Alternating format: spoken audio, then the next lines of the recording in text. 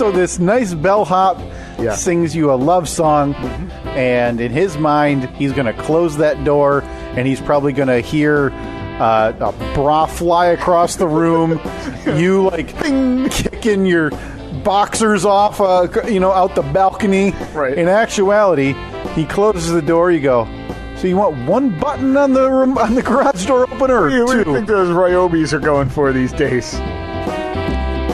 Basically, Uncle Sam walked into my house and said, "Hey, time for me to take your money." Right. Stole my money right from my hard-earned pocket hands. Yep. That's what people say, right? It's that pocket. You want to try pocket what? Hard-earned pocket hands. Pocket. Boy, you went down there for your honeymoon. You came home to garage door openers and a snowplow service. Yep. Hell of a time. Romance is not dead. I don't care what anybody says. Oh, I love trying to put the puzzle back together in my head when these intros play. Hard-earned pocket hands. Boy, there's some times where I think, boy, we're really funny. Yeah. But then there's weeks where I go, That's the man, best. we're really stupid. That's the best we got. That's Yeah. that's the note you made. This is the pinnacle. Like when I look at that tiny peek behind the curtain, it's so stupid, simple. I put just timestamps so I can pull some audio later on. Mm-hmm. So when I open one and I see like 6 or 8 timestamps, I know, God, Nailed it today. we killed it last week, which means our downloads will be lower than ever. Yeah. But then there's weeks where I'll open and I'll see 2, and one of them I listen back to and I go, I don't know what that's about. Yeah. And our numbers will be triple what we're used to. Yeah.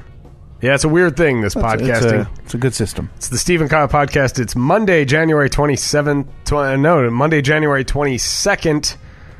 2018, the year of our Lord. Yeah, I'm sick, man. I don't like it. I don't like it at all. You just want to roll it? The outro? Yeah, roll it outro. Just to end it.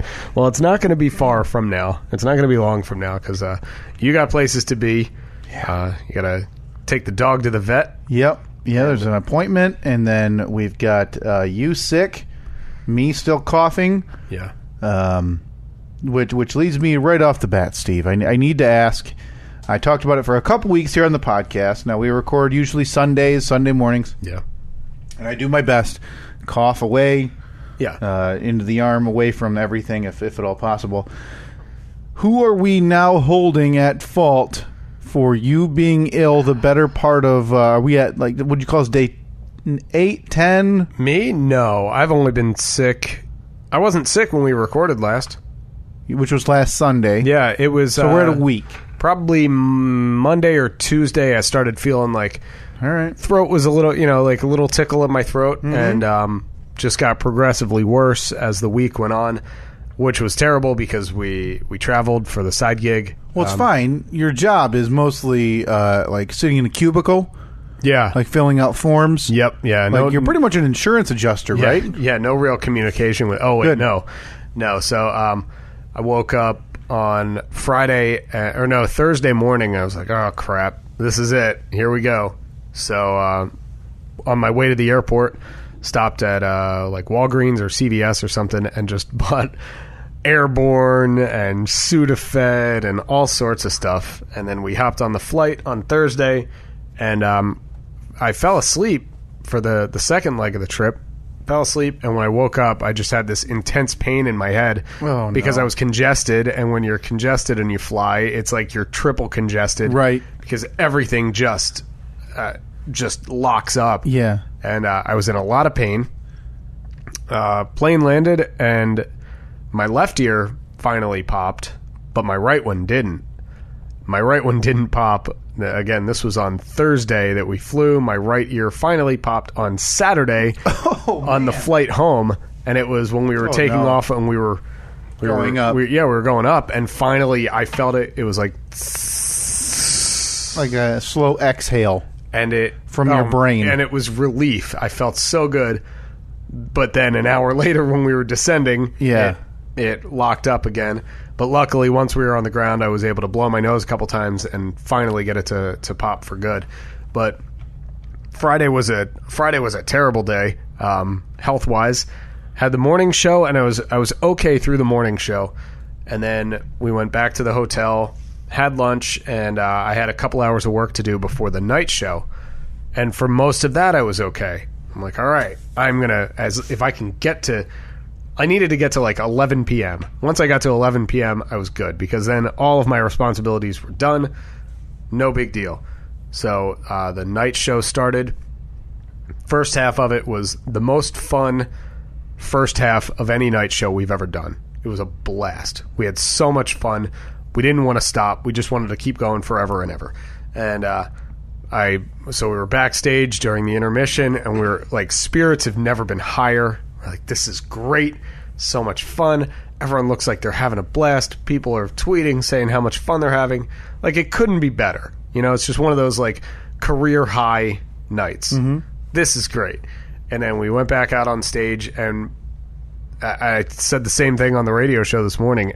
Within about 20 minutes, I noticed that at one point I had just been staring like off into space. Now, because you're responsible. There's like video cues, anything audio or video during the show. Plus, I'm taking part in the games that we're doing and the interactions that we're having. Now, did you miss anything and not realize it? No, I don't think so. There was one point where I was delayed on something, but it was a technical issue. It wasn't. But nobody had to snap their fingers in front of your eyes and make sure. Wake up, stupid. Yeah, one, that you were awake, two, that you were alive. No, none of that. But by the end of it, I was so out of it, and it's a incredible problem to have, that so many people are out there to see you, to see us, and all I want to do is be back in the hotel sleeping, right? And that is not a shot against anybody. Sure, but it's like when you're sick, it doesn't matter if you just won the lottery or what. You just want to be home. Mm-hmm. You want to be in bed, and so we were. Now, typically the show ends, and we kind of go off stage and we collect all of our stuff, and we're on our way. But this was one of those shows, like I said, we had so much fun that nobody really, like, we didn't want to leave. So, show ended. What's up, Abby? Sorry. Show ended. We all walk backstage. And then a couple of us kind of, like, make our way back out. And then people are still there. And they're like, oh, let's take pictures. And we were just talking to a lot of people. And we ended up sticking around for, like, another hour. Oh. And at one point, I said to Hot Wings, I was like, dude, I'm sorry. I know everyone's having a good time, but I can catch a ride with somebody else. Or I just need to call an Uber, whatever. I need to go right now. And I felt terrible, because you don't want to be the guy, that you don't want to be the buzzkill. Mm-hmm. Everybody's having a great time, and I was having a good time, but it was like, I just need to be. I need to be in bed, relaxed, doing anything but be the public or radio face that that your job entails, right? Exactly. I mean, I felt terrible, because I am so appreciative of people that pay money to come out and see that show and listen to us every day. And it's the reason that I wouldn't, if those people weren't listening or weren't showing up, I wouldn't have a job. Sure. So trust me, I'm not complaining about that at all. It's just, how when you're really sick, it's just the last thing you want to do. It's like, I can't smile anymore. I can't smile for another picture. I've blown my nose 300 times in the last 2 hours. My head hurts. My eyes are watering or burning. I get it. Yeah. So I'm sure you probably did something like Sunday night or Monday, like went out and shoveled the driveway with no socks on or shoes. No. And then I'm sure you probably like injected some of the flu virus into your into your food. Yeah, just because I wanted to show it who's boss. So who are we? I mean, where are we at now with the blame game? Like, let's talk candidates. Let's see. Well, I'm gonna put you in there. I'm on the list. You're in the running because I think that you're the only one that I know that was legitimately sick. Okay. Of course, I'm going to blame the weather. Okay. The weather's right up there. There's going to be the just the flu bug in the air that has to be that has to be somebody that I can blame. Annette hasn't been sick, so I can't blame her. Well, how about hooray for Annette? You know, Miss Pitcher of immune system. Yeah, good for her. Yeah, it was. I got home. Let's see. To top it all off, I woke up Saturday morning. We flew back we had to leave the hotel at 5:30. So I had just gotten to the hotel room at, I think, 12:45. So, I mean, maybe 4.5 hours of sleep. Then I woke up. I just completely scrambling. I don't really remember waking up. The first thing I really remember is like walking out the front door to the hotel as the shuttle was pulling up. Whoa! Because I have one of those airport shuttles that runs every half hour back and forth right to there. The airport. I just barely made it. So we get to the airport. I check in. I immediately go into the bathroom because my nose was so clogged up that I needed to blow my nose, like I said, every 10 minutes or so. And go through security. As we're going through security, I'm doing the thing, taking everything out of my pockets, and I realize I don't have my wedding band on. Holy crap. Oh, boy. This is terrible. Already. 2 months. 2 months in. 2 months, almost 2 to months the day. in, and you're subconsciously cutting bait, Yeah. trying to get out from underneath this boulder that you refer to off air as the wedding ring. Yeah, of course. So you said, I can't handle this thing, especially in public. Man. Can't do it. It's making a scene. It's too much. So you thought, I'll leave it in the Nashville bathroom. I'll accidentally, in air quotes, leave it. As soon as I get through security, I call the hotel. The guy on the phone could not have been nicer. He's like, don't worry, I'm going to go check your room right now. I'm going to put you on hold. So it wasn't like, I'll have the housekeeper. Yeah, whenever housekeeping gets there type of thing. Yeah. He's like, I'm going to go right now and check. Well, he came back 10 minutes later. He's like, I got your ring. It's in my hand right now. And what do you want me to do with it? Well, luckily, Joe had booked a later flight. Oh, wow. He was smart and decided, I'm not waking up at 5 a.m. to catch a So that's flight. what time was your flight? Our flight was at 7:20, I think it was supposed to be. What time were you in the shuttle? 5:30.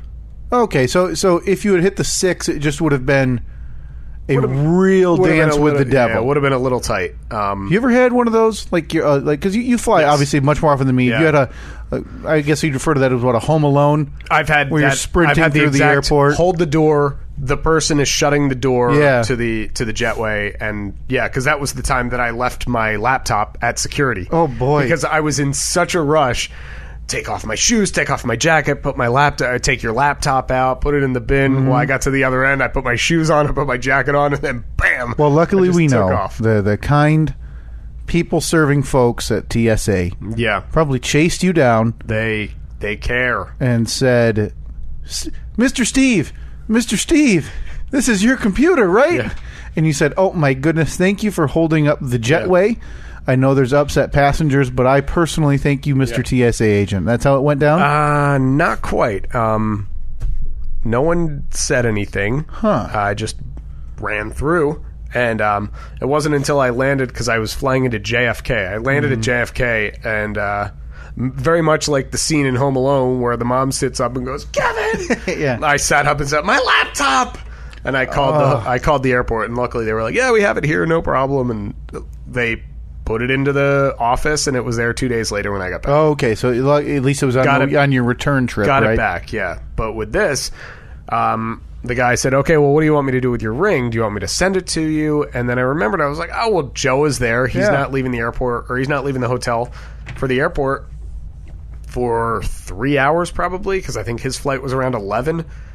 And he said, okay, it's in an envelope here at the front desk, and I have his name on it, so just tell him to stop here and pick it up. Sent Joe a text, and he's like, I got it, man. You're good. Easy. That was, oh, man. Because 99 times out of 100, we're all on the same flights. Yeah. It was just this one time, and granted, they could have, I'm sure they would have sent it to me. Yeah. And it would have been here in a couple of days. But just knowing that somebody that I know personally was holding it and carrying it in a bag. Yeah. Made it a lot better. But yeah, we got back to O'Hare, and then American did that fun trick where instead of taking you to a gate, they take you out into no man's land on the tarmac. Which it's O'Hare. There's hardly any Yeah. room because that place is so small. Yeah. There's like, 2 terminals? Where could you park a plane? 2 gates? I mean, so it was great. We were there long enough for our connection flight to leave. And then we were greeted with 0 customer service from American Airlines. So we ended up renting a car and driving back because they wanted to put us. My favorite pastime is whenever the airlines screw up is to start tweeting at them. Oh, yeah. You get immediate responses. Yeah, because you get the robo response. Well, maybe not they're robo. not- That's they're a not real robo. person, but it's out of a book, the first response. Yeah. We're so sorry this is happening. Can you DM us to see how we can fix this? Well, no, they say it in a... Like, they don't say slide into your DMs, but it was something very modern. Just like casual. You can tell that there was they have like a millennial Yeah. who comes in twice a month to like make them sound hip. Classes Because and it was stuff. like, why don't we take this to DMs and we'll figure it Yeah. out? What's your record locator number? Take this to DMville. So, Yeah, I'll catch a train to Rectify Station. We're going to make this better town. Yeah. Come on, bro. Yeah. Chill, bro. So it was great. I took the opportunity to call them Dip S's. Good. Then the guy said, great news. Now this is at 9:30 in the morning that I'm dealing with him. We're still on the first plane, basically watching our connection I'm flight taking off leave. right now, yeah.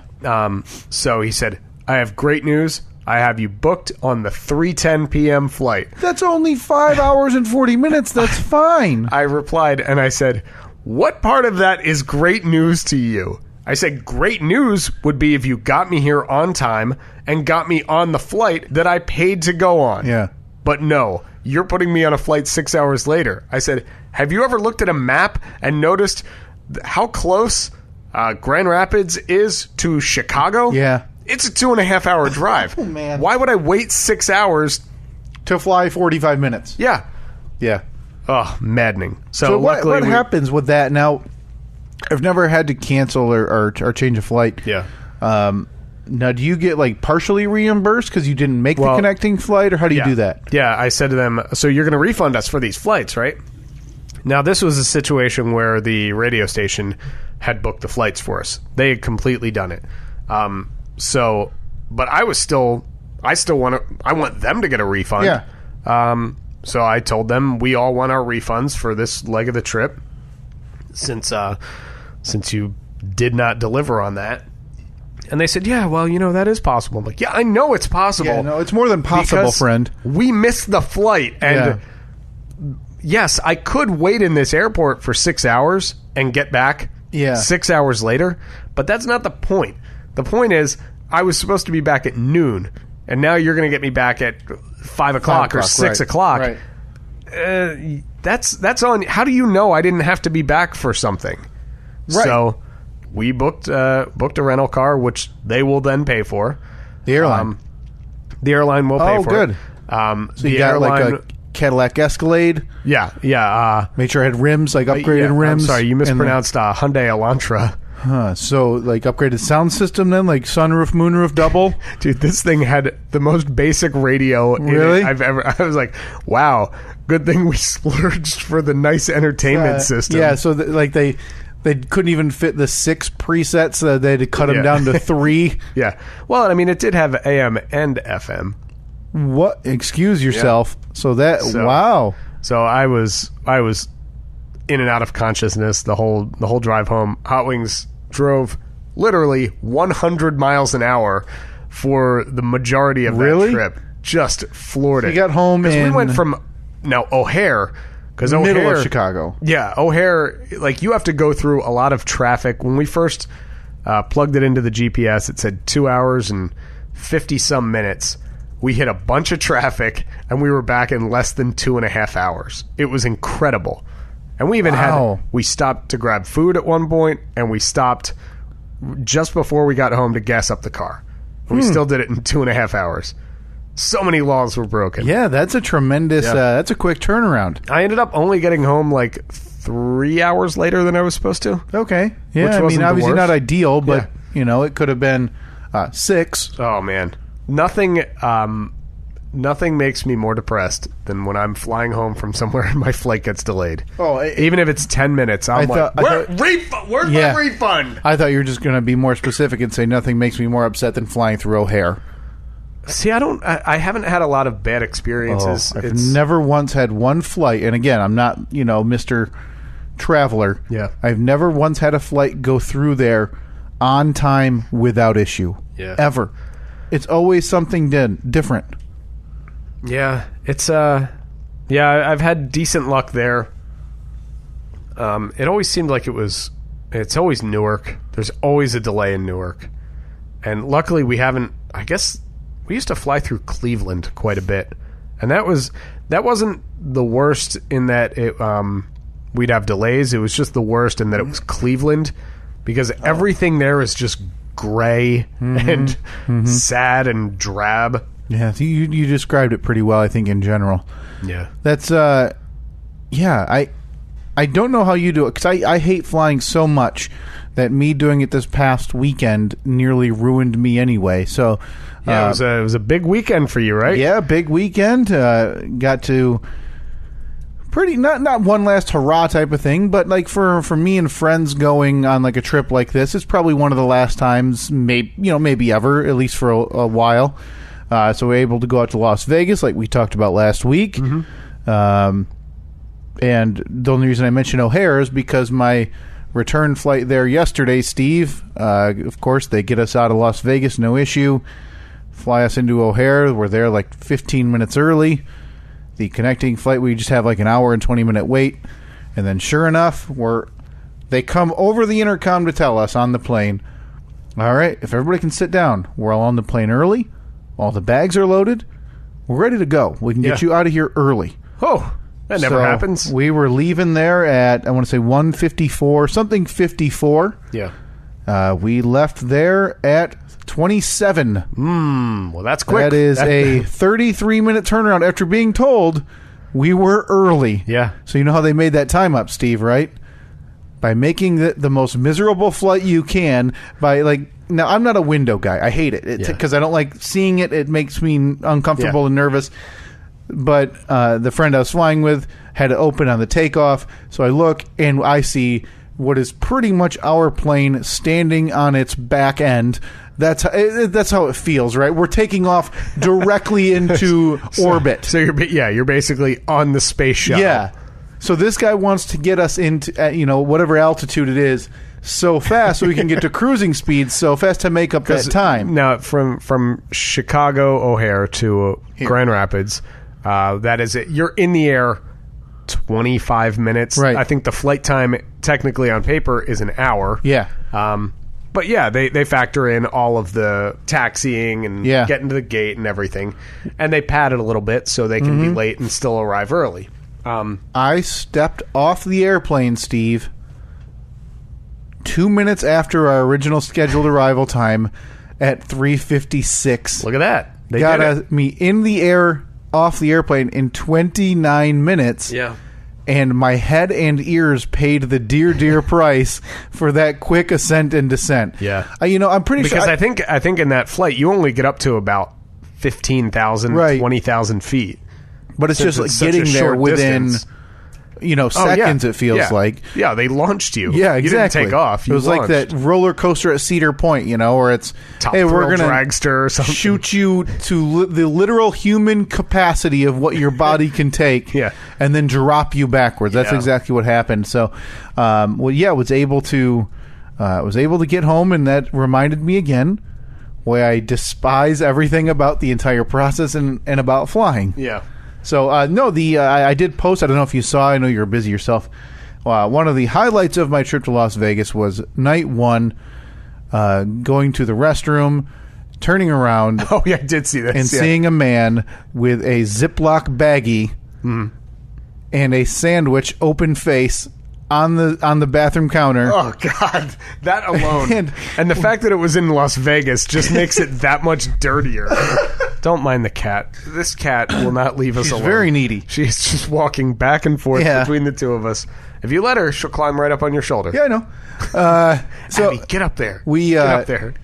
Look at her. She's She's nuzzling your microphone or your headphone cord. Come here, Abs. So this man had gone to the nearest food court in the casino we were in and taken a couple of packets of mayonnaise and mustard or whatever, decided he had to go to the restroom to put these on the sandwich.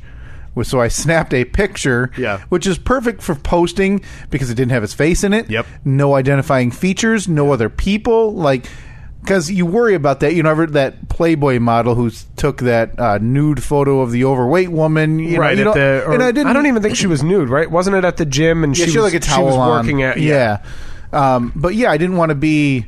And I wasn't doing it to be disrespectful to his appearance. You don't want to... Yeah, exactly. The last thing in the world that you want to do, especially in the climate that we're in, you don't want to be... You don't... Like, it wasn't your intent to fat shame or... Right. You know, no, like, say it something sexist. It was weirdo shame. Right, yeah, exactly. And weirdos deserve to be shamed. Yes, especially in this regard to when I walk out of the restroom maybe 10 feet in front of him and my friends were playing a slot right there. I go up to him and go, look at that guy. Look at that guy. They go, what about him? I go, he just made that sandwich in the bathroom. So think about that for a minute. That man he went to Las Vegas. Yeah. And he brought in surely portioned Ziploc baggies, different, ham sandwiches, and thought, you know what? TSA, I can't bring those condiments. Now, do you think he had, you know how you see in the movies when somebody has like the briefcase with a handcuff around it, and then they open it up and it's those perfectly placed stacks of cash? Right. Do you think that he pops it open, there's that foam liner in there, and there's individual cutouts for like ham and cheese, roast beef, tuna on rye? There's no doubt that this man, Frederick had a one of those briefcases with foam inserts. Yeah. And he cut the foam inserts to perfectly fit his square sandwiches. Yeah. Frederick brought sandwiches from home to Las Vegas, everybody. That's what we're getting at. That's the important thing to remember here. Of all the things that you're like, hey, there's amenities in wherever we're going, or hey, if we do this, we can save a few dollars. Have you ever once considered going on like a long, now when you took a vacation recently, right? Yeah. Where was it that you went? Oh, it was Sandals, Jamaica. Whoa! It's an all-inclusive resort on the northern coast of the island of Jamaica. So you're not on the poor side of the south. Okay, no. So you're on that north side. Now, all-inclusive, that means you're getting food and drink with you. That means everything's included. Wow. That's how all-inclusive is Jamaican for everything's included. Okay, there is a word for that. Yeah, there is. Okay. But no, have you ever gone on vacation and thought, you know what? I'll pack 5 days worth of sandwich. If it's not a road trip. Yeah, exactly. I was going to say the only time that I've ever packed food for a trip is, we're going to be in the car for 12 hours. Let's stop at Jimmy John's. We'll get 4 sandwiches so we can kind of munch along the way. You're prepared. Yeah. No, this man came to Las Vegas, brought sandwiches from home to, I don't know, reduce the cost, I guess. I guess. I mean, those $8 needed to go to the tables instead of... Isn't now I've never been to Las Vegas. You're the expert. Connoisseur is what we call me. Yeah. Isn't everything free? Don't they just give you everything? So hypothetically, yes, Steve. Now I'll ask you this as well. So if you go to a casino, drinks are free. They'll give you free drink as long as you're playing. But you're tipping, right? You tip on those drinks? Oh yeah. So essentially, every drink's $1. Okay. As long as you're gambling or sitting somewhere. Now, do you give them an actual dollar bill, or do you give them a chip? Chip if I'm at a table, a bill if I'm at a machine or something. Okay. So, but the issue is if you're not playing, or if the waitress takes a while, and somebody gets antsy and wants to go get a drink. What do you hypothetically think for a 12-ounce bottle of America's beer, Budweiser? You go to the bar, which is 8 feet away from the sports book in the Keno room, and 10 feet away from waitresses bringing free drinks everywhere else. This is a 12-ounce bottle of Budweiser. I would assume that it's priced like if you're at a sporting event. So 12-ounce beer, probably $6.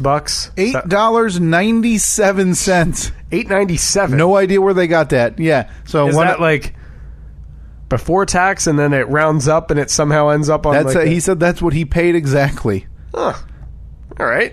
So they probably have, and I figured this out, Steve. I think they have the worst beer like distributors ever. They're probably charging them $9 a bottle, right, when they buy it. So obviously they're or $8 a bottle. So they're just taking a small cut. they're passing the savings Las on to you. Vegas is trying to be kind to you. Yeah, I mean, Lord knows they're struggling out there in Vegas. Yeah, That place tough industry. Place is going to dry up any minute now. Tough, and it's funny, like for someone like me who's gone out there for gambling, seeing the just subtle changes. Like blackjack everywhere else will pay. Blackjack pays 3 to 2. That's the normal. So if you have blackjack on your on your 2 cards, it pays you 3 to 2.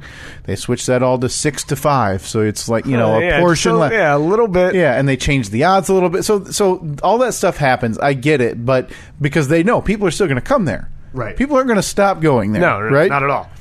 So, I mean, outside of just standard me going to Vegas, it was relatively uneventful outside of... There was a part of me that legitimately thought my friend Nick and I were going to be compensated, whether it be a room or something that we wouldn't have needed. So you thought that you were going to be comped. You thought that you were... what is it? You thought you were a whale? Yeah. You thought that when you walked in, they were like, whoa. I'll say this. Have you seen... It's Rush Hour 1 or 2, and it's Chris Tucker and Jackie Chan, and Chris Tucker says, I'll give you a distraction or whatever to go find the missing person. And he goes to the craps table, and they're shouting, and there's people yelling, and high fives everywhere. That was me, Steve. I was Chris Tucker in Rush Hour. Yeah? Just not as glamorous. It was at Hooters Casino. Oh, boy. Slightly off strip. Slightly. You got to take a small detour past what appears to be casinos of yesteryear, like the Tropicana. Oh, wow. That people used to frequent in the 50s and 60s. Now, is there still there's not a Trump casino there, is there? I don't think it's a casino, but it's a tower. Yeah, they have a hotel, and it's on the furthest south end. We walked... Our second day there, we walked 10.5 miles. I wanted to go see the area that the Mandalay Bay shooting happened at to see if there was anything there. Nope, nothing at all. And then we walked. So that was just business as usual there? Well, so I guess I didn't know fully the location, but it's a parking lot is what it is. Yeah. And the Mandalay Bay is kitty corner across the street. Right. So, like 250 yards, this guy was shooting from the Mandalay Bay. So. They have like trailers set up and a bunch of stuff inside, but I think the investigation is long over. But there's fences all around the normal fences to get through this area, probably to reduce or eliminate foot traffic. And I'm assuming the city has hired a security company to make sure you don't try to look in or get in over. So it's weird. Like I thought there'd be, because even I went to New York City. I want to say it was 2004, 2003. And it was obviously still ground zero is ground zero. Right? To where there's wreckage. But you could still see through, and there were, posters and stuff with statements and motivational stuff, and you could still see the site. Where this was just like, hey, we're going to put a fence around a security company, hope the feeling goes away. But you can never have a concert there, right? You can never have an event. Well, I mean, I don't want this to come off as insensitive, but if the investigation is not still ongoing, like on the scene, why is it still? Yeah, I don't know. Like blocked. Unless I've totally misinterpreted it, but there was no police presence there. There was no like federal government noticeable presence at that location. Like I said, there were a few trailers that looked like when it was going on, there were people probably using those as offices, but. Like, that's a site you can't use again, right? Yeah, I mean, you have to... It's got to be repurposed. It has to be turned into something else that... Like it has to be there has to be a memorial. Sure, I know it's a parking lot. You have to build a memorial there. I mean, how many people? It was like 50-some people died and 800 injured. Yeah. So there has to be something. Yep. And we also asked this about that room in the corner of the Mandalay Bay on the 32nd floor. Mm-hmm. You hang a wreath on the door and you never rent it out, right? Because otherwise you're going to get the exact same thing that has happened over the years where there's famous murders, suicides, whatever, people trying to stay in that hotel room. You can't rent those rooms out, right? Right, yeah. I mean, there are sick people that, for whatever reason, are going to be obsessed with that guy. And are going to want to go there.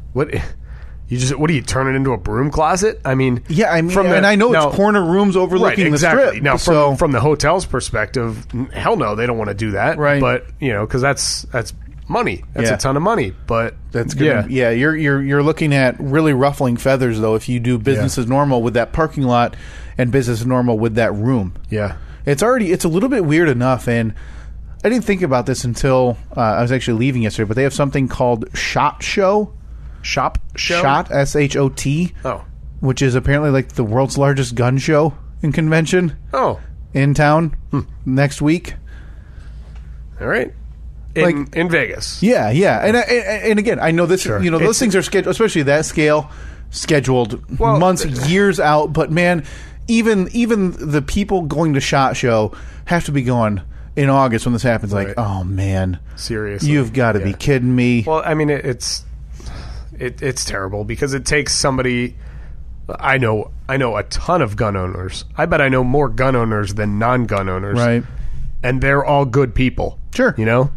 But it takes somebody who is not a good person. Right.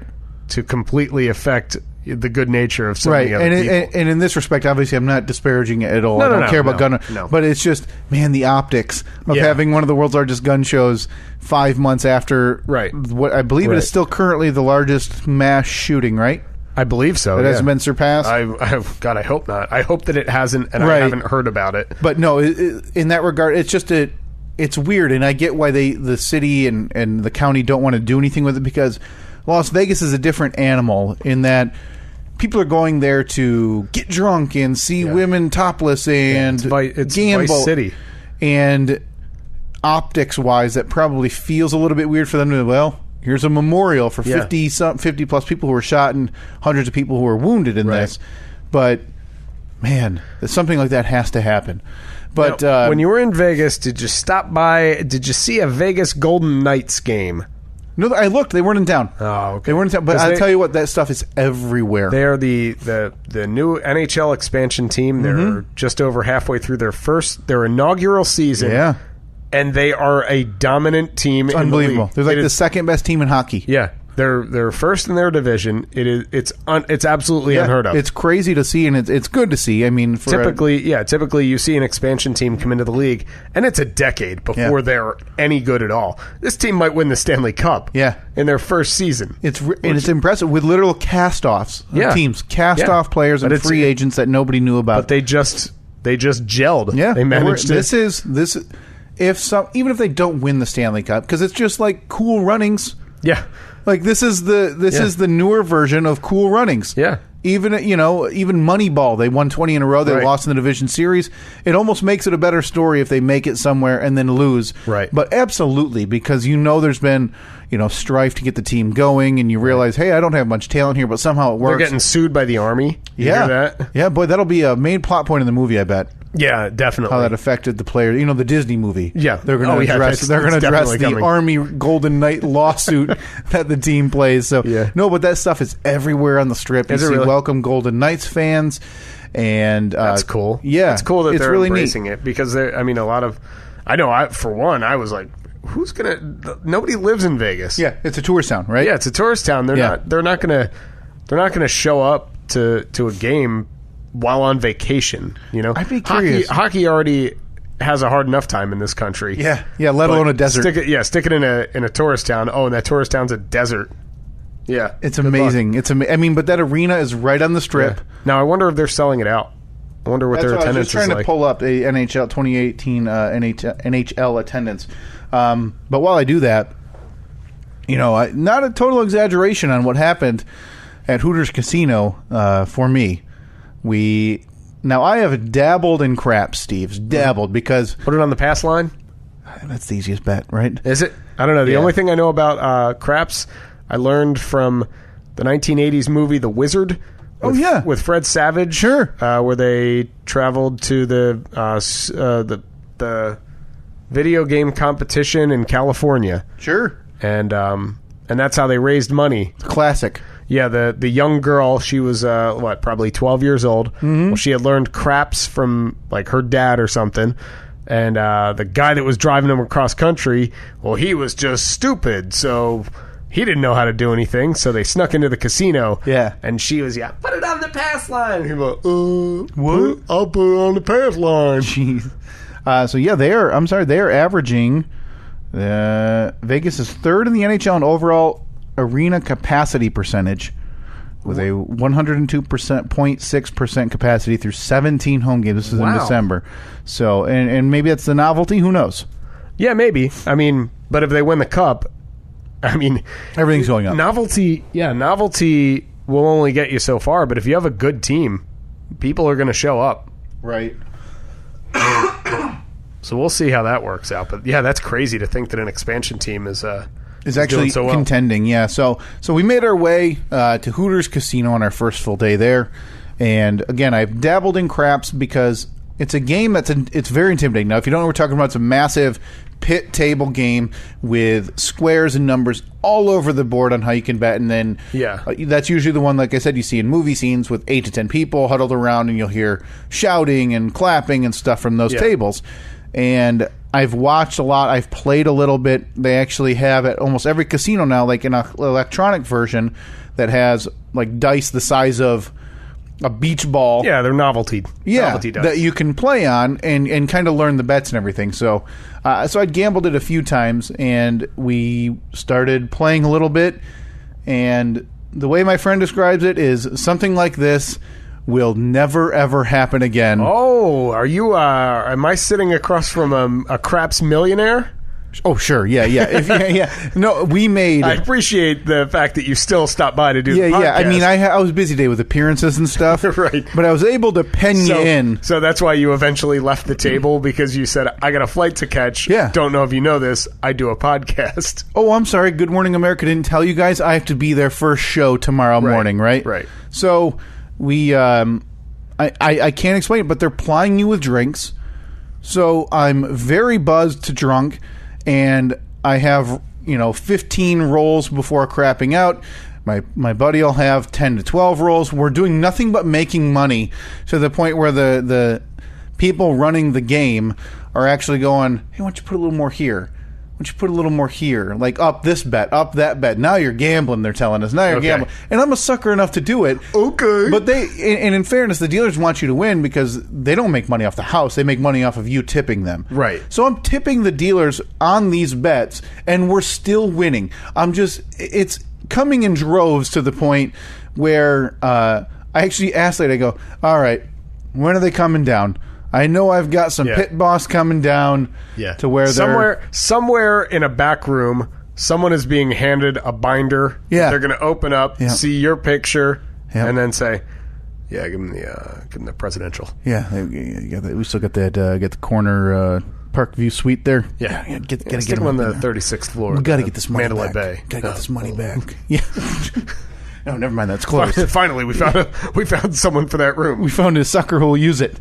Ended up made like $500. That's sitting at the craps table on a $5 craps table. $500. Yeah, so we ended up doing okay.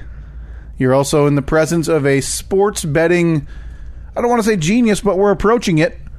We're really close to being a sports betting genius because you're talking to a guy who bet college basketball games such as the Wofford Terriers and the Mercer Knights. What was the line on the Wofford Terriers and Mercer Knights?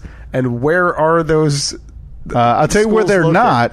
On the TVs at a Las Vegas sports book, Steve. Wow, shocking! Can you imagine? So, was it your goal to bet on the most obscure games? No, so played? We really just wanted to do so. For betting, the more games you bet on one slip, the better the better odds you get on your payout. So sure, we did like 6 game, what's called a parlay. So you pick 6 games, and if all 6 win, you get paid out. But if only 5 win, you don't get paid out. Right. So we did those. So yeah, we were the only people adamantly waiting for the Mercer Knights update and asking for these games that again aren't on TV. Right. There's no chance. So we had a moment that nobody cares about. So we have one of our bets is Mercer to cover a 4-point spread. So we're watching it on our phone. The cable provider we have has like a login to where you can watch the game. Right. So See, that game is televised on ESPN3, which is like their digital platform. The Trace. Yeah, it's the one everybody's talking about. It's almost better than 2 now. Not quite as good as the Ocho yet. Not quite as good as the Ocho, slightly below News as well. So we're watching this game, and I've almost crumbled up the slip to throw it away because they're only up by 2, and the other team's like shooting free throws, whatever, with 6 seconds after 1 second left. I go, that's it. So we turn it off, our phone. I'm like, oh well. So I pick up my phone a few minutes later to check something else, and I see the final, and Mercer got a dunk as the clock expired to have them not cover but push a 4-point spread. Look at that. Which kept the other bets in play in one of the most absurd things ever. Just absurd. So did you go nuts? Oh, yeah. So there's 3 guys. They did it! They did it! They pushed a 4-point Mercer spread over VMI, which I believe is the Virginia Military Institute. So we had that bet. We bet the UFC. I love it.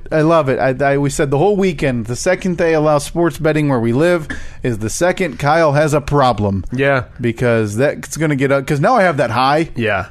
So we had that bet. We ended up losing 1 game of our 6 anyway, so it didn't matter. Right. But the next 6 game we bet, we won. And then we bet 3 UFC fights with an underdog. We won. So I need you to tell me. Yeah. What did you net in this trip? After everything was said and done. So tips taken out, food taken out. How much did you come home with in your pocket more than what you left with? $280, Steve. That now are we talking hotel paid for? No. Okay. That was paid, credit card in advance. Okay. If I take out me paying for the hotel, I mean down $70, something like that. That's pretty good. So I essentially paid for my trip there. Yeah. With my gambling. I'd be happy with that. Oh, I love it. It's a rarity that people leave there up or even or not penniless and divorced. So you really showed them when you were hopping in the cab to the airport. They were like, the one that got away. The only reason I was even down, not up more, was we decided every day to sit and bet horses for about an hour. So you just keep going up there, going $2 here, $4 here, $3 here, $5 here. Next thing you know, you've burned $40 on horses in greyhounds as well. I bet some greyhounds in Florida, and so. Now, did you go? You just go a straight bet, or you go the trifecta, the superfecta? Well, so you have the awkward experience of going up and having the nice lady or gentleman explain the bets to me because. I want the number. I want the horse with the blue. Yeah, he's going to be second place. I was like, how and do then I the red say horse. The red horse, he's going to be in first place. Yeah, I was like, how do I say this without sounding like an idiot who's never done this before? Because I've never done this before. Do you try to lean in and listen to the person in line? No. Because just say exactly. There can't be any shame. Yeah, make it 2. Yeah. Think what he's having, $60. Cut that in 10, and then I'll do that one. Okay, $6. So no, you learn the bets But it's crazy to see in these sports books people trying to live off that. Yeah. I mean, we're walking through now. Now a sports book has, so they have not recliners, but cushioned chairs everywhere. But then the other half of the book is normally little stations with like worm lights, so you can put, because if it's dark in there, you can put the light on the paper. Right. And little screens that you can pull up any of the different horse races. So to see stations that have obviously been abandoned because of anger with like a portfolio of research. Oh, yeah. I open it up and see like -8 and 7.4 and like random numbers and differentials on different pages and different horses.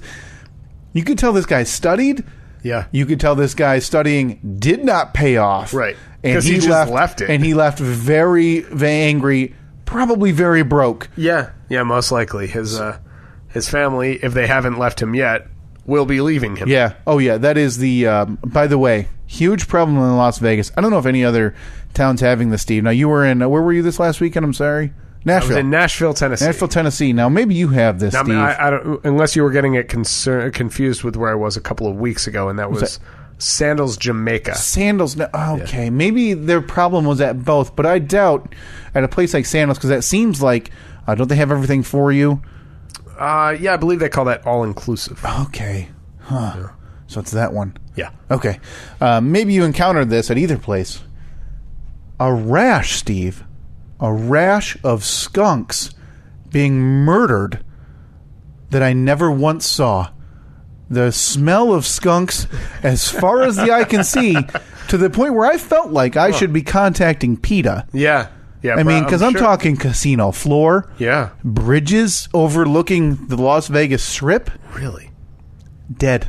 Huh. No bodies. The road crews must be on top of it. Yeah, they must pick them up quick. Because we were talking about this a little bit. Now, recreational marijuana. I guess I didn't realize that you could do it like indoors in the casinos. No, I don't think you can. I was talking about that. I don't think recreational marijuana is legalized in Nevada.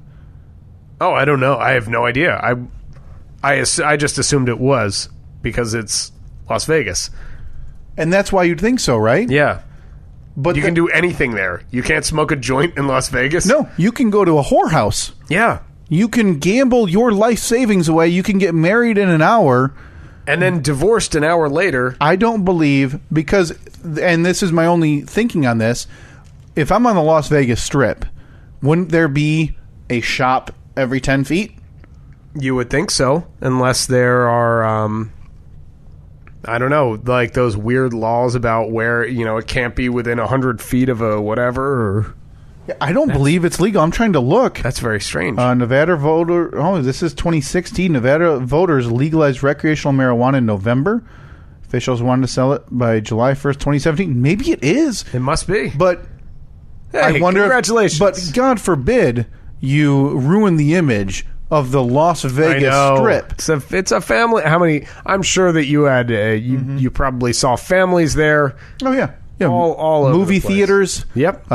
Family fun-filled escape rooms. Carousels. Yep. All of these things. It was actually remarkable, by the way, to see how many people bring children in strollers and infants and toddlers to Las Vegas. Now, tell me, who's enjoying that less, the parent or the child?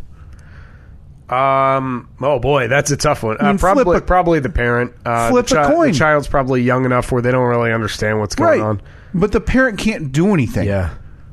And here's another question I developed. Now, this is one of the I had these semi-drunken Las Vegas thoughts. So now, in most casinos, smoking is legal because I don't know, lawlessness. Do what you want. Yeah.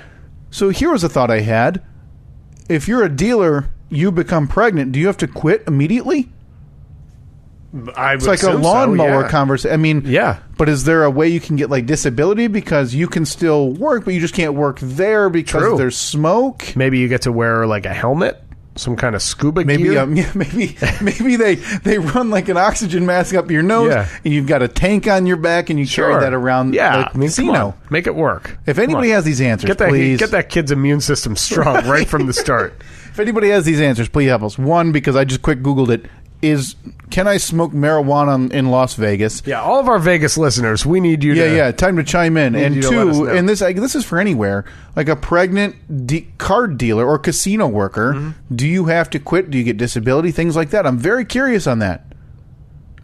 Boy, it sure seems like it. It's one of the oddities in that industry, like, because you can't say, sorry, laid off, I don't think. Or maybe that's just one of those things that casinos are like when somebody signs a contract or a work agreement to work with them, they sign understanding that those are the stipulations. Maybe. Like, sorry, it's the nature of the beast here. Right. And if you think about it, there's probably 1 million dealers around the country waiting for a slot in Las Vegas. Yep.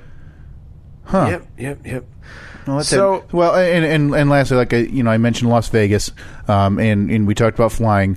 I told you before we started recording, I don't believe there's a single good flight out of Las Vegas to anywhere in the country. Yeah. Because my alarm went off Sunday morning, Steve, at 4 a.m. That's early. And that gave me a brisk 3 hours, 45 minutes worth of sleep after a night, because I hadn't the previous, of getting really, really drunk. Yeah. Well, you made it. You made the flight. I can't wait to go back. Really? I'd go back tomorrow if I could. That's how I was when we got back from Sandals, Jamaica. Where Whoa. we were on our honeymoon. So that's in Jamaica now. Is that in like the good part or the bad part? Oh, it's on the northern coast of Jamaica. Oh, wow. Okay, so you're overlooking that bay. The sea. The ocean, They call huh? it the Not sea. even a bay. No, it's a big bay. Wow, so that's not a peninsula or anything. Yeah, that's No, an island. It's an island.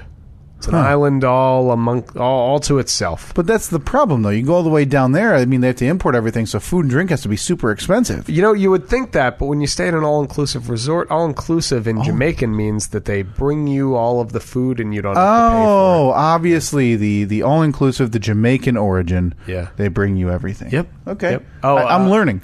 So, very quick side note, Annette and I have started watching The Office in its entirety. Didn't we just talk about this? We did, yeah. Is that why you started? Yeah. Oh, you're Yeah. welcome. We steamrolled through season 1 in about 2 hours because it's only 6 episodes. Now, it's been a while for me, so I'm very curious. Now, I watched The Office live, back when it aired like the cool kids. Yeah. If I remember correctly, season 1 was not very good. No, season 1 I thought was really good. Now I'm getting it kind of confused because we got through season 1. We're probably 4 or 5 episodes into season 2, but I mean there are some episodes in there like Office Olympics. Oh, yeah. The Dundies. Classics. What was the one? Diversity Day. Diversity Day is hilarious. That's a classic. Yeah, great episodes. I was so happy because Annette had never watched it. I had watched. I didn't. So you saw it as well live. Yeah, So yeah. you and I were well above board. Oh yeah. Exactly. And we're trying to drag our significant others along. Every week, I was wondering, is this the week that Pam and Jim are going to get together? I looked up the episode, Steve, because Katie is watching it as well. No, I'm not going to say what the episode is. Okay. But I looked it up because I wanted to know how fast we had to keep watching. Yeah. So I knew, like, why don't we watch another episode tonight? And in my mind, I'm mapping out, like, all right, 2 or 3 days from now, at this rate, we're going to be there. And that's all I want. Because I told her, I said, at this point, it's one of my favorite television moments of all time that still makes me tear up. Yep. And then it's one of my pinnacles of television, Steve. That when Pam's doing her one-on-one? Oh, yeah. What do they call it? The talking head. Yep. Pam's doing the talking head. No more? That's the scene. Yep, that's it. And it's in the first half of the scene. Everybody knows what I'm talking about if they're watching. But it's played so beautifully by everybody involved. Like I said, one of my favorite moments in television. Yeah. So where are you now? So we're probably, like I said, a couple episodes into season 2. Todd Packer has made his appearance, which he is such a wonderfully brilliant character. I love his first interaction with Jim when he sees Jim and he says, "What's up, Halpert? Still queer?" Yep, it's so great. It's so. And when he sees Michael, "Hey, Michael, you queen." Now that show is a show that it was canceled probably 2 years too late. Yeah, because I never watched it until the end. I gave up. Probably. Yeah. Oh man, I think it went like 6 seasons. I think 9. 9 because 7 is. Oh when, no, okay. Because I stopped around the 5th or 6th season. Yeah, I know. There's a point that I tell people you should stop here. Yeah. But season 7 is when Steve Carell leaves. Yeah. And they kind of fill it in for 2 years with others that are fine in their own right, but you're not going to live up to that, and it's just a difference. So this is a show that is on the reboot horizon. Yeah. Now, when I saw that, because we were watching the first episode, and so we're sitting there on the couch, and I keep looking over at Annette because she was watching. She was also kind of playing with her phone. Yeah, you got to nip that in the bud. I'm like, no. You just need to focus. There's so many subtleties. And when the first time she laughed at something, I was like, yes! Got it. I was so excited because how many times does it happen where somebody says like, oh, you got to watch this show or you got to watch this movie, and then you watch it and you're like, yeah, it was fine. I did not want that to happen because with Annette, because this show I loved this show. Yeah. Loved it so much. Well, like you said, it's like you just want someone else to share in that joy. Friday Night Lights. Yeah, Friday Night Lights, exactly. Great example. And she has a track record of falling asleep.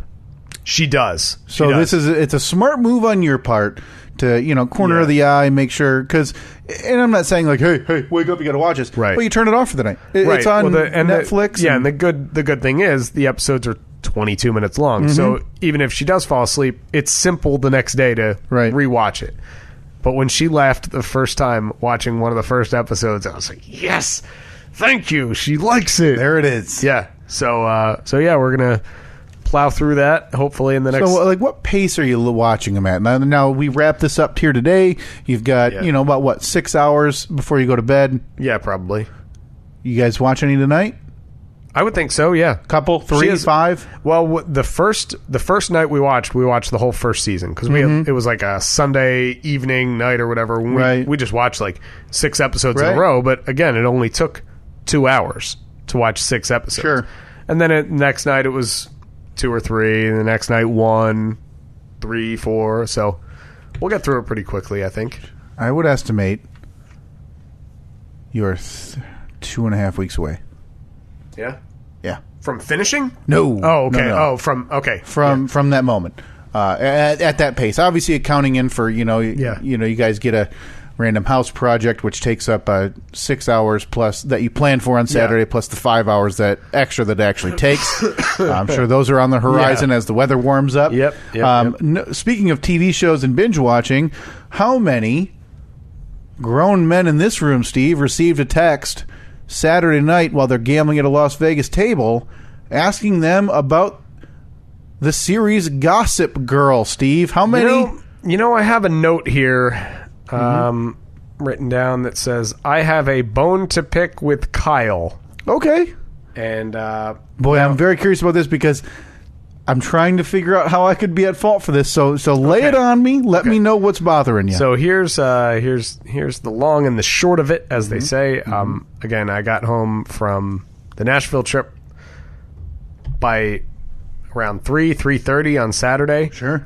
By 4 o'clock, I had fallen asleep on the couch. Right. There's that romance again. Yeah. You get home. You've been away from your wife for 2 days, and you sweep her off her feet. Oh, dude, I had snot coming out of my face every 2 seconds. She was not getting anywhere near me. Right. Trust me. Honey, go turn the shower on. Get it steamy. I'm hot. Dude, we got the vaporizer.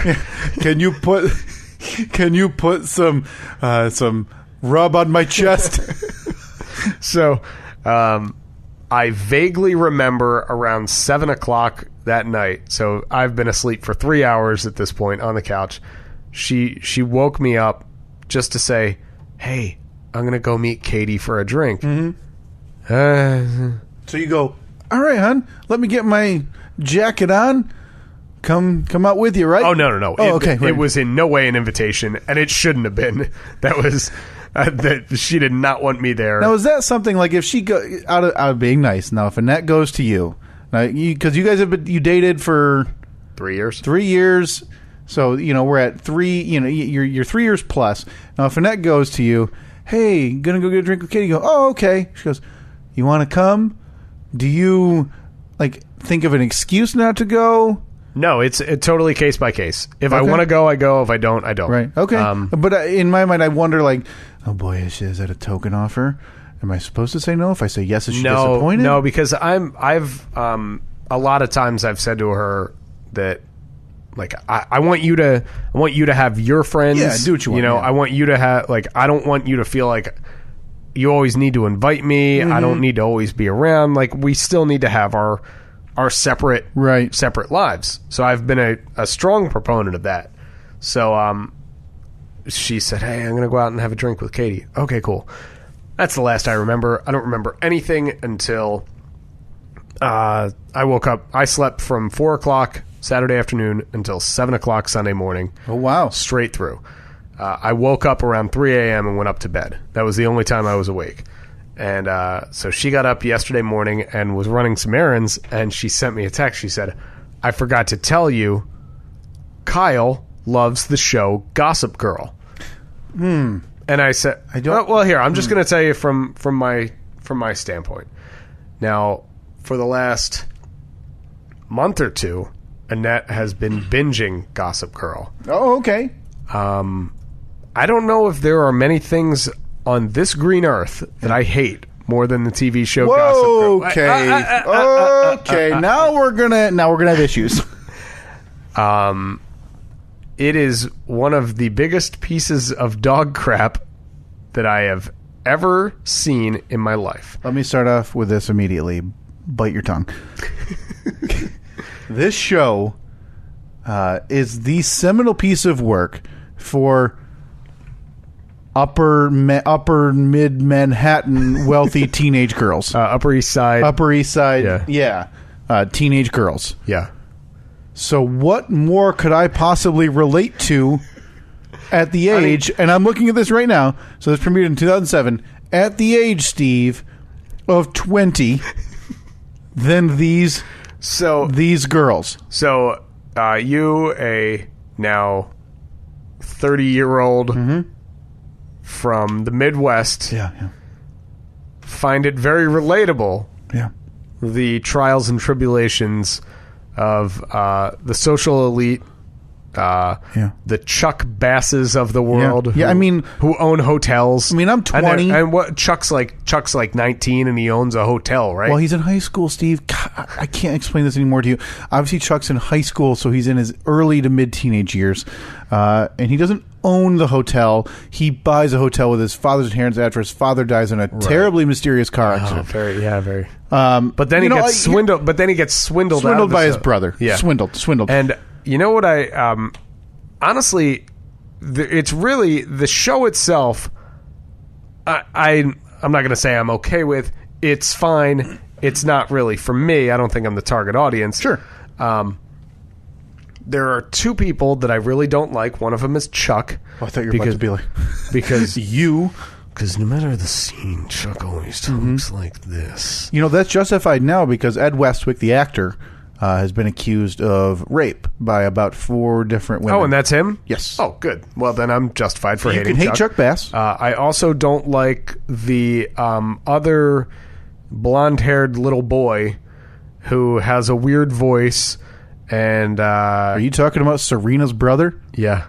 The one who tried to kill himself in the opening season, Steve? The gay, closeted brother who tried to kill himself. And you don't like him, Steve. That's the one you're going to pick of that whole lot. Yeah, let it be known that it's not because he's gay. I'm just that describing I don't like him. The character, Steve. I don't like his squeaky little voice. Okay. And he's a conniving little twerp. I mean, he's like 14. I mean, is it better if they had Jake Gyllenhaal, like 30-year-old? You know, because people were upset about that with Spider-Man, right? Because they thought Tobey Maguire never looked like he was in high school. He always, he's a bigger guy.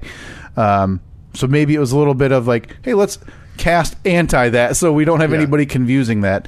No, here's what I'll say, and this isn't a justification. I watched the show for 3.5 years until. So this is back. I was living. So you wasted 3.5 years of your life on this garbage. I finally turned it off. I lived with my parents, and I remember I was in college. So I was sitting in my room, and I was sitting like on my bed. Leave me alone, Mom! It's Gossip Girl time. Up against the headboard on my computer doing college homework, and I looked up at the screen, and I had DVR'd Gossip Girl on, and I thought, I don't know who the hell that is. I don't know why he's here. I don't know anything of what's going on. I said, that I have to stop. I can't. I don't know what's going on anymore. Yeah. When I started watching it, like I said, it was like 19 or 20. And again, not a justification. And it sounds really stupid as a 20-year-old boy to say this, because that's what I was, an overgrown boy. Was because Blake Lively and Leighton Meester, the leading actresses, were really pretty. Which ones do they play? Blake Lively was the blonde, and Leighton Meester was the brunette, the it girl. Or the one who Blair, the one who kind of looks like Layla from Friday Night Lights. Yeah, Serena and Blair. So Blake Lively, career's taken off, major actress, married to Ryan Reynolds. Leighton Meester was on. She's Gossip Girl. She's cashing those residuals. Good for her. So no, that is because it's something that I joke about, because for years that was like I said, about 3.5 years that was like my guilty pleasure. It was on the CW. The CW. I cringe when I hear XOXO, Gossip Girl. I didn't, I shouldn't say I hated it, because for my money, it was literally a primetime soap opera just aimed at not, middle-aged housewives who are home during the day, just aimed at younger people. That's all it was, right? Yeah. So what's it going to take, Steve, for me to get you on board to watch, I don't know, how about the first 3 seasons of Gossip Girl? 3 seasons? God, it seems like there are 1,000 episodes of it. Here's what I'd tell you. I'd be nice enough to say the first 10 episodes, but we all know what's going to happen. Hook, line, and sinker. And you're going to be wondering what's going on with Nate Archibald and Serena in episode 11. And then you realize by episode 13, it's on to Dan and Serena. Then by episode 15, it's on to Chuck and everybody. I just hate how they tried so hard to make them sound elite with their stupid names like Vander Woodson and just other stupid... Stop. Now, and again... I was never like the cool kid, right? Went to high school, was fine, wasn't this... You mean went to an elite Upper East Side prep school? But now, Steve, maybe you can relate. Maybe you can tell me, am I the outlier here? Was literally everybody having sex in high school like in this program? Oh, yeah. That you think so? Yeah, everybody going to their, obviously, the private limos. Right, yeah. Their lush parties. Yep. Their openings of their new boutiques. Gossip Girl knew it all. Gossip Girl knew it all. Knew everything. Yeah, because it was Saturday night, Las Vegas. And again, I told you, that's the night I got drunk. One of the bars, actually, it's Dick's Last Resort in Las Vegas. Oh, yeah. They bought too many plastic mason jars with handles. Mm-hmm. So, all these places have daiquiri machines and stuff with essentially 2 shots of liquor and you can in just them. walk the strip drinking them. Yep. They bought too many, so they were doing buy one, get one free deals. Oh, boy. On those ones. So you sure doesn't sound like something that happens every single time you're there.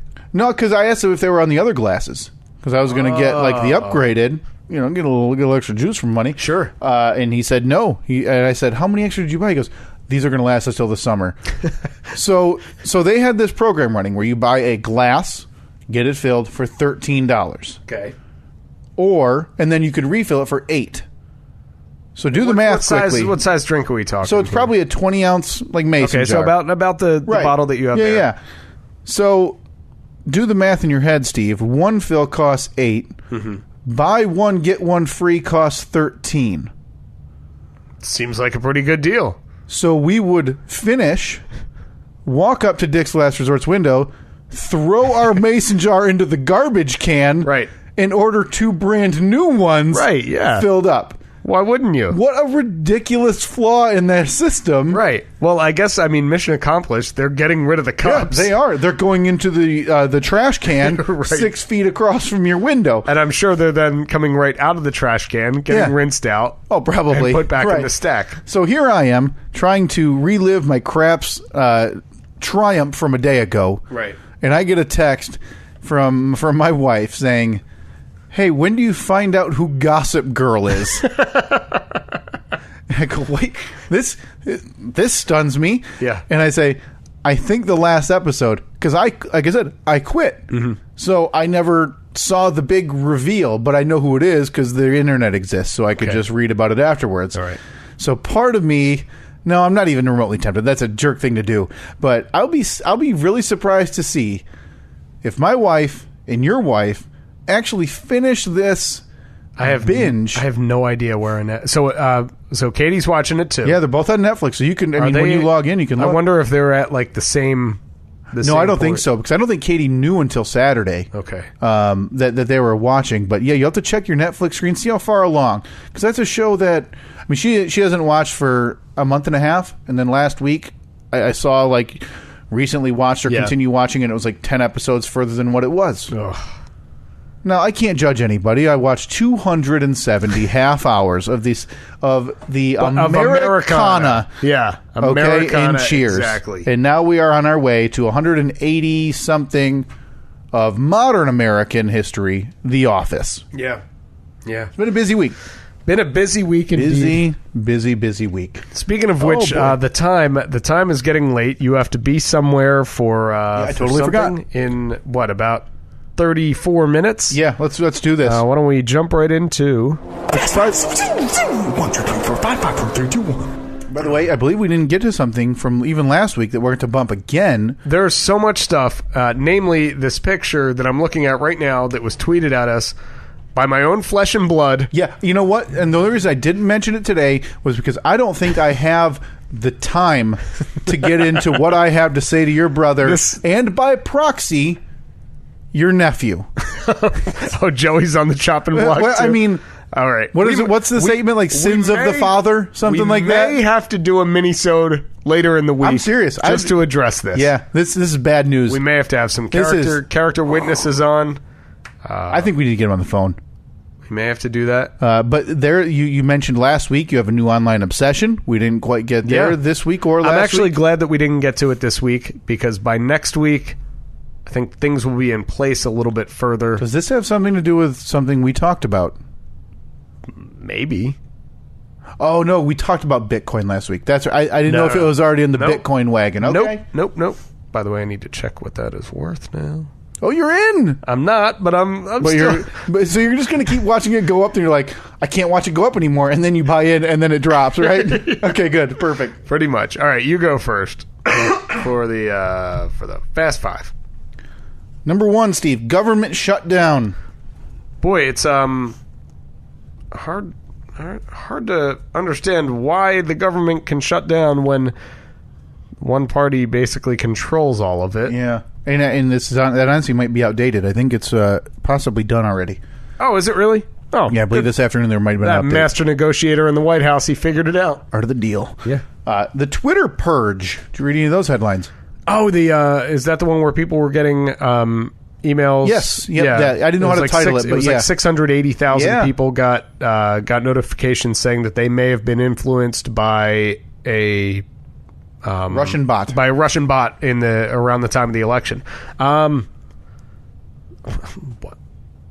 Not surprising. Why bother? That's a crazy number. Sending.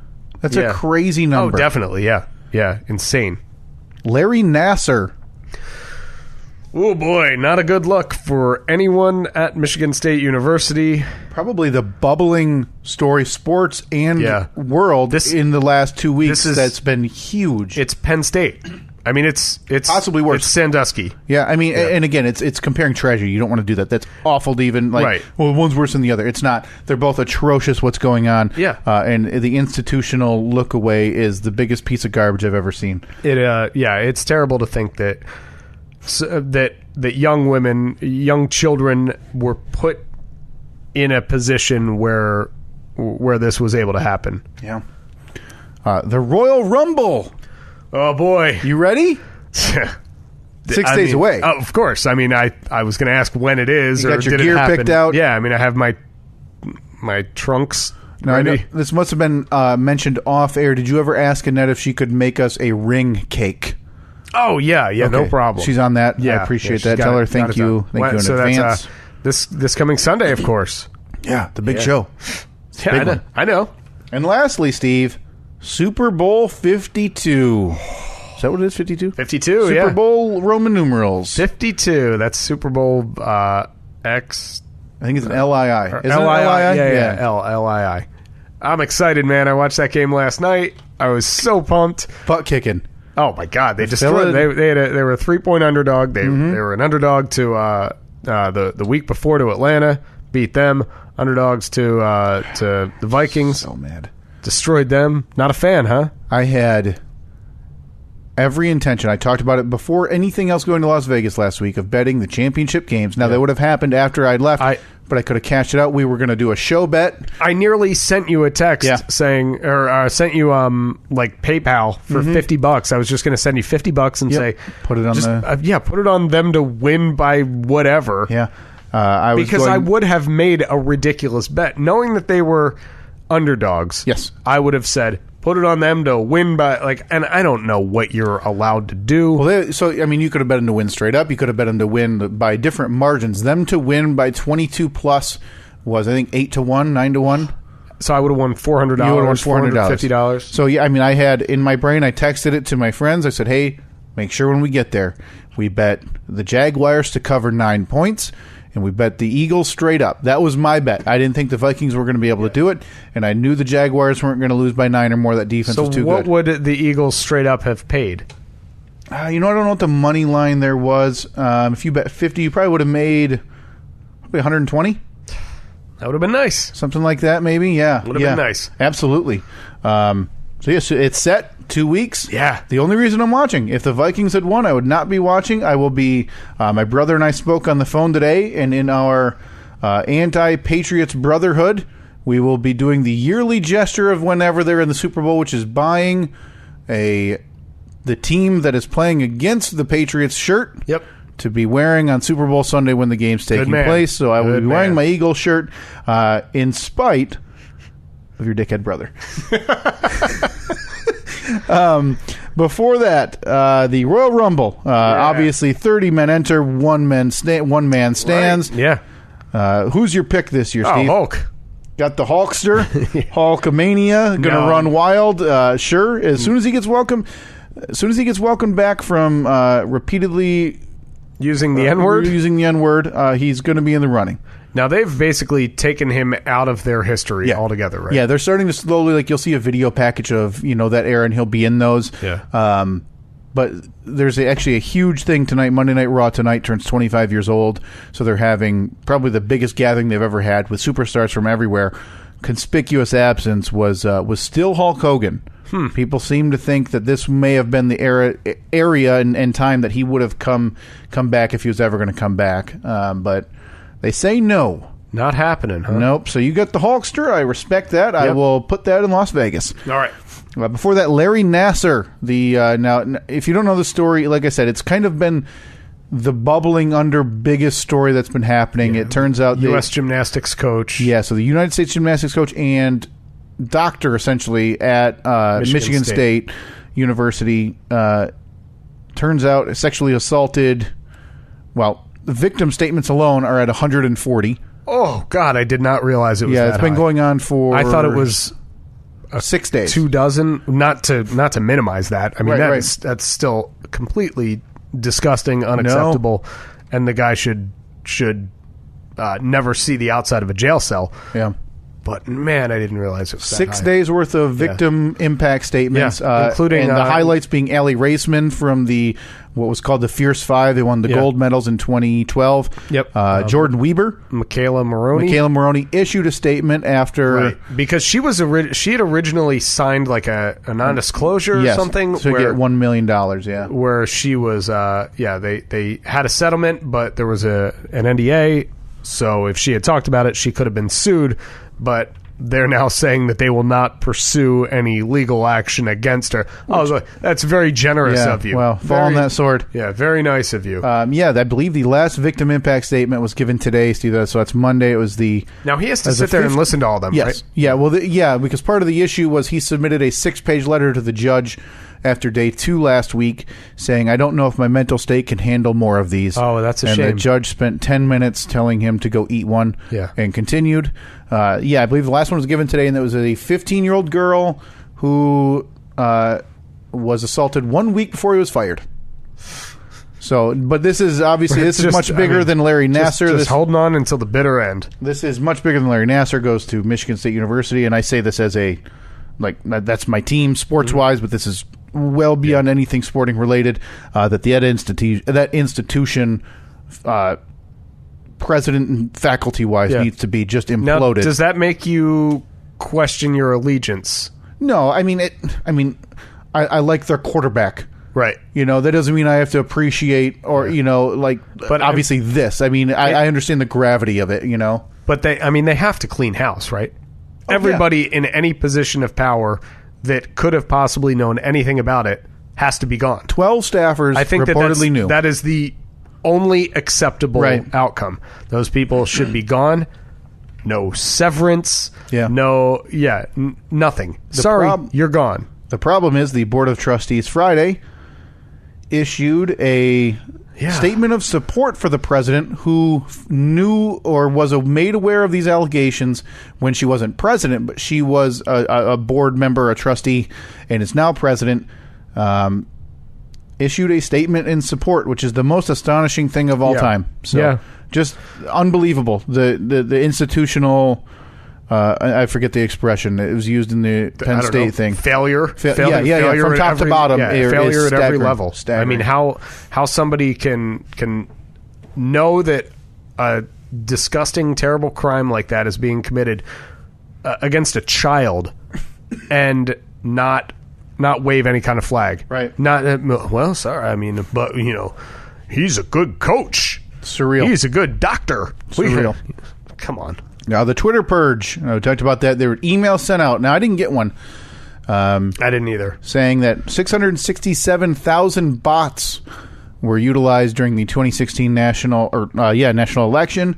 And so you received that email if you'd interacted with one of those bots. The only funny thing about it was the second leading Republican, I think his name is John Corwin in the House, posted like a screenshot of that email with glad to finally see social media doing something, when in actuality he's the one who interacted or retweeted or liked or favorited a Russian bot. Yeah. Not making yourself look very good. No. But now, I feel like they're so easy to tell now. Like when you see in the comments of anything political, it's going to be Jim Bob 099991249. Like there's 8 to 10 numerals, and there's no picture. If there's a picture, it's like of a standard blonde woman with a flag in the back or something. Like it's so easy to tell these things now. What a crazy 15 months or 16 months they spent going through identifying these and eliminating them, only to have there probably be 660,000 more right now. Yeah, exactly. It's unbelievable. And firstly, the government shutdown, which I said is probably old news by the time you're hearing this. It's probably at least temporarily reopened for business. Oh, good. Obviously, just a big measuring contest going on right now between both parties. I think everybody looks bad. Now, I know, hey, obviously it's a Republican-led this and Republican-led that, but at this point, nobody's actually trying to fix it. Yeah. They're just trying to make the other person look responsible for doing it. So yeah, it's just, I mean, I was told that we had a great negotiator in the White House, and that when he got to the White House, all he was going to do was negotiate deals, because if there was a government shutdown, it's obviously a failure on the president. Yeah. I mean, that's what he said a couple of years ago. So one of the New York papers on Saturday, so that would be day one of the shutdown, had a article about how Trump was spending the day because he essentially threw a private hissy fit, because that meant he couldn't go to his private event at his golf club. And the last paragraph said he was in his room watching clips of himself berating Barack Obama in 2013 about the government shutdown. So it's a bad look. Oh, man, he missed a party. It's never good. I mean, because now that you're dragging military into it, because now the military is not getting paid. Death benefits aren't being paid for anybody who passes away. Right. So you get the military dragged into it. So both sides are saying, you hate the military. Well, you hate the military. Yep. And then you have, well, you don't want to keep those dreamers in this country. Yeah. Well, you wouldn't sign the deal to keep the It's if this doesn't make you hate everything about politics, you're a much better person than I am. Yeah. This is a stunning display of idiocy on every level. Yeah, it's pretty terrible. Fast 5, 1, 2, 3, 4, 5, 5, 4, 3, 2, 1. All right, we got a couple similarities in here. First, Good. Braun Strowman. Oh, that's my guy. If anybody wants to send me a Braun Strowman shirt, I'll wear it proudly. See what he did? He tipped over, Steve. over. Now, this is... I saw the camera footage. You can't fake that stuff. No. This man, 2 hands, tipped over a truck or a semi-truck. What do you? That's the cab, right? The cab of that, the truck, not the tractor. Yeah. Or He that's the flipped tractor. over the tractor. The trailer. Yeah. So he flipped over because first he unhooked it and then drove it. He's forward. responsible. He understands he's not going to flip over a $12 million video production. What would you trailer. do if Kurt Angle just came in and fired you? You Right. know, you do that. I too. tell you what, You'd flip over a truck. I lay too. waste to the facility. Yeah. Just like him.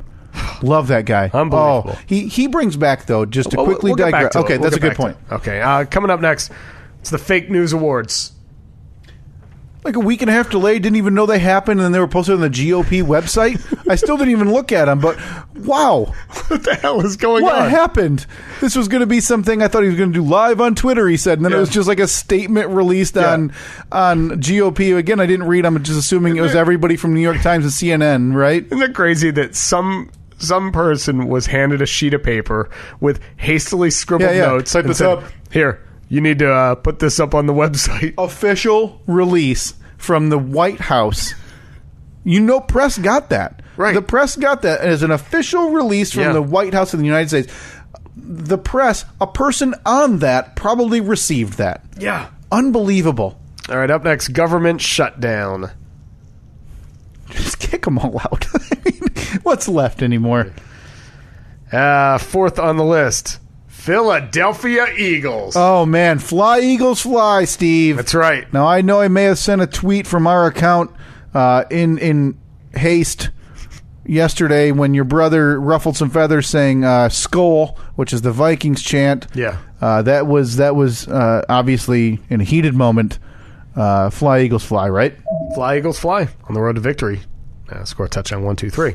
There's 7, though, right? There are 6. They know that, right, on the touchdown? Right, yeah. Do you think they... There was the... we'll get back to it. Sorry. And finally, Oprah. Yeah, it was in town, right? She was in town again. Doing what? She apparently she was doing a follow-up with the group of people she had met up with last year, because that group has all kept in contact with each other, and they continue to have the conversation and talk about their differences, but not hate each other, which is nice. Crazy. It's a nice, it's strange to think. I wouldn't think that in this day and age, people with differing viewpoints and differing political opinions can actually get along. What do you do if you're having a beer and in walks Oprah? I asked for a picture with her. Absolutely. She seems nice enough to do it. I mean, she seems like a very nice lady. What do you think she rolls? Like 4 deep? Boy, I don't know. Do you think Oprah's cool enough where she just shows up? She has to have security. She's probably got at least 2 guys with her. Yeah, because she's a big enough figure that somebody, especially at a bar, somebody's going to do something or mouth off or be an idiot, that you just want to have that there as a safeguard. Yeah. I bet you, I think you're right. I think 2 guys go with her because you don't want an entourage and look that way. If she rolls up with 6 cars and 15 people, people are going to notice. Right. But she could probably blend in just enough. Yeah, that works. So, but yeah, Oprah was back in town, and this town went insane. Yeah. Because a famous person's here. They like us. They like us. I bet she's moving here. Yeah, but she's got a house, condo. Yeah. Overlooking the city. I thought she lives in my neighborhood. That's what my neighbor said. There's nothing about this town last weekend that would make people want to live here. No. It was 38 degrees and rain. Yeah. And awful. Yeah, I like this place. It's fine. Yeah. No one wants to move here, though. Right. No famous person's moving here. No, you're not getting a Hugh Jackman buying an apartment. No, not happening. Okay, before that, Philadelphia Eagles on the way to Super Bowl 52 against the New England Patriots. Saw the images yesterday, Steve, of the Philadelphia street workers Criscoing the light poles so idiots couldn't climb them. It's funny how was your brother there? Probably. I think he was trying to climb a Crisco pole. It's funny how everyone, like sports fans all around the nation, they're very quick to shoot down the Philadelphia sports fan and say, "Oh, you threw snowballs at Santa Claus. Right. You're the worst." And you throw batteries on the field and you yell at the opposing teams. Yeah. And Philadelphia sports fans say, "Yeah, Yep. yes, we do." Thank you. Yeah, it's endearing to them. Yeah, it's crazy. And I love that about... I think that the thing that most people hate about Philadelphia sports fans, I love about them, is that they just don't care what other people think of them. Yeah. Other people think negative, and they take that negative and make it a positive and say, "Yep, you're damn right, we threw snowballs at Santa Claus." That was 50 years ago, though. You could probably forget about it by now because it was a one-time thing. Yeah, they are a special type of scumbag. What was next?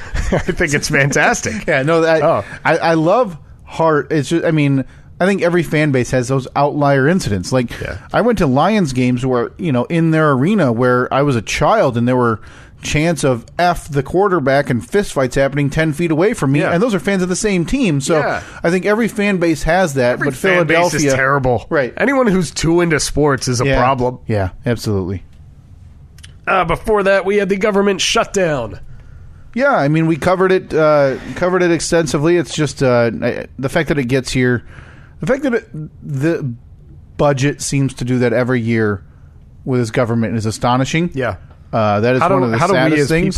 How do we as citizens let that happen? Oh, it's sad. It's so sad. So, but yeah, sounds like they may have a 3-week stopgap. Also, this can happen again the third week in February. The great negotiator. He'll fix it, though. Well, he's there. He's probably got, an old Mead, 120-page college ruled notebook with a crayon, and he's writing out ideas and drawing pictures, and he's got it figured out. We just got to get him there and let him do it. Good job, Mr. President. That's a picture of Big Bird. Isn't it a State of the Union coming up? It's got to be. Yeah, the 1-year anniversary of his inauguration was this weekend. The most terrifying thing ever. But it'll be completely You think it'll canned. be watered down? It'll be like when he made the was it after Charlottesville? I don't know. After either Charlottesville or a mass shooting or something. Mm-hmm. It might have been after the Vegas mass shooting, and he held that press conference, and I remember hearing him say, "As Scripture tells us." I was like, "What? Excuse you?" And that was the one time where he didn't take any questions afterwards. Well, of course he didn't, because he didn't write what he had just said, so he wasn't going to be able to elaborate on it at all. Man. So I think we are getting a speech written by someone else with zero input from him on it whatsoever. The fake news awards. Those happened. They happened. Boy. Not exactly live on Twitter, but hey. No. They still happened. Listen, I have a journalism degree, but that doesn't make me any different than a lot of people. But to see this weird intimidation of the press thing is an extra bummer for me. I don't like seeing that. I mean, those are people, especially in war zones, who putting their lives on the lines to get different stories out. Yep. So it's not going to change. Nothing's going to be different about it. Fake news this, fake news that. If I don't like what you say, just yell fake news. Yeah. It's all too common to hear that, which is weird. Which is because it's a term that you never heard until a year ago. Right. And now everything's fake news. I mean, it's like the way I thought about this is when you are a child and you're the only child, or you're the only child at the house, and there's a broken vase in the room. Your parents go, "Did you break this vase?" And you just say, "No." They say, "Well, what happened? There's nobody else here." And you say, "I don't know." And then, "Well, surely you must have broken this." It's okay if you broke it. Just say you broke it. No, I don't know. I don't know what happened to it. That's exactly what's happening with this. Mr. President, where we have you on record saying you release your tax returns. No, fake news. That's exactly what it is. Yeah. And that's the most infuriating part to me. If you weren't going to do it or you don't want to, then don't do it. I don't care. But don't just tell everybody else they're wrong or lying or fake because you don't want to do something. Right. Oh, it's infuriating. Pathetic. We're dealing with a toddler in the White House. Mm-hmm. And but you know who's not a toddler? You know it's not fake news. It's a man named Braun. Braun's. Now, if you haven't seen this man, you just have to look up a picture of him. Yeah. Because he is what I was going to describe before I realized that we do this after we talk about it, is that he is like hearkening back to the days of wrestling with monsters, and like Andre the Giant, right? Mm-hmm. Like, how do you take down a guy that size and how do you stop him? And wrestling television is doing it so perfectly. They've had him now simultaneously in a few months go from turning over an ambulance to now overturning a semi-truck in the back room after he was unceremoniously fired, Steve, by Kurt Angle. So no, that guy is one of the funnest things. Like, people who don't like wrestling would come back for him and be like, he's a sight to see because of his size and what he does. And is he in the Royal Rumble this week? He will be, yeah. Or he might be in, no, actually, I don't think so. He might be he's in the championship match, so he might do double duty, maybe Royal Rumble and championship match. I'm not watching if he's not in. I don't blame you. But no, man, I want to wear all of his apparel because it's just all about him being a monster and his stupid big face. He is in. They're doing very quickly. They're doing WWE. They signed a deal which is actually pretty innovative with Facebook Watch. So it's the first live show on Facebook, and it's on Tuesday nights at 10. So it's called the Mixed Match Challenge, where a man and a woman are tag teaming together to wrestle another team, and it's all for charity. So they have a bunch of different teams. So Braun Strowman is easily 6'8", 6'10", probably 400 pounds, I want to say. Okay. And they paired him with 5'1", 102-pound Alexa Bliss, who is seriously 5'1", 5'2", and barely 100 pounds. They had her hug him hug her, like they did a video or whatever of backstage, and she was gone.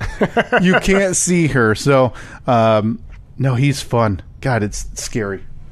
Well, there you go. Braun Strowman.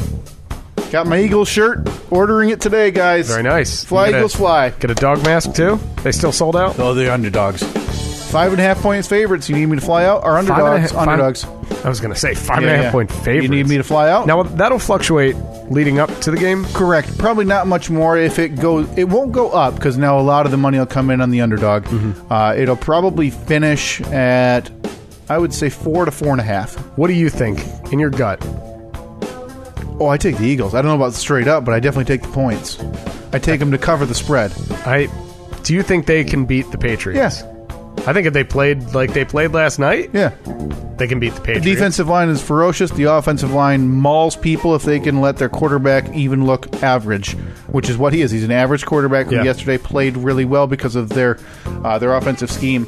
They have one of the best play callers in football. I think the Eagles easily have a chance. Ugh, that's crazy to think about. All right, well, thanks for listening this week. Sorry, it's a bit of an abbreviated episode. We got stuff to do, places to be. You can download, subscribe, and review the show on iTunes, Google Play, TuneIn, Stitcher, and Libsyn.